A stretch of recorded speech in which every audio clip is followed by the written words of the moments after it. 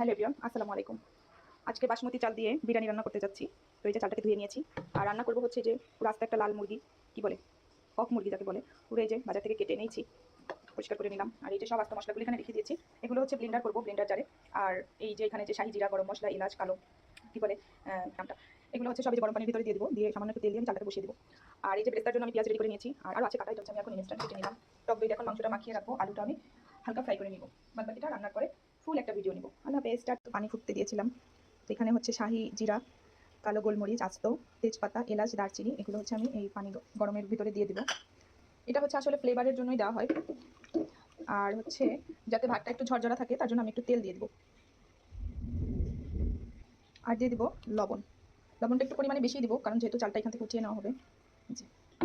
তো এই পর্যায়ে পানি থেকে অলরেডি খুব সুন্দর একটা ঘ্রাণ। এই যে চালটা আমি প্রথমে প্রায় আধা ঘন্টার মতন চালটা পানিতে ভিজিয়ে রেখেছিলাম ধুয়ে, এখন হচ্ছে ছেঁকে আর কি দিয়ে দিলাম। এই পর্যায়ে মাংসটাকে একটু মেখে নিব, লবণ দিয়ে দিব খুব সামান্য পরিমাণে। এই যে সাথে হচ্ছে এই যে টক দইটা হচ্ছে একটু জমাট বাঁধা, কিন্তু হাত দিয়ে ছাড়িয়ে নিতে হবে, কিছু করার নাই, ফ্রিজ থেকে বের করে রাখছি। এই যে আদা রসুন পেস্ট একসাথে করা আছে, তাই একে দিয়ে দিব। তখন এটাকে আমি হাত দিয়ে মেখে কিছুক্ষণ রেস্টে রেখে দিব। আর এদিকে চালটা যে বসিয়ে দিয়েছি, চালটা হচ্ছে মানে আপনার 60% কুক হলে আমি এটাকে উঠিয়ে নিব। সামান্য একটু পেঁয়াজের সাথে আমি এগুলো কেটে নিব।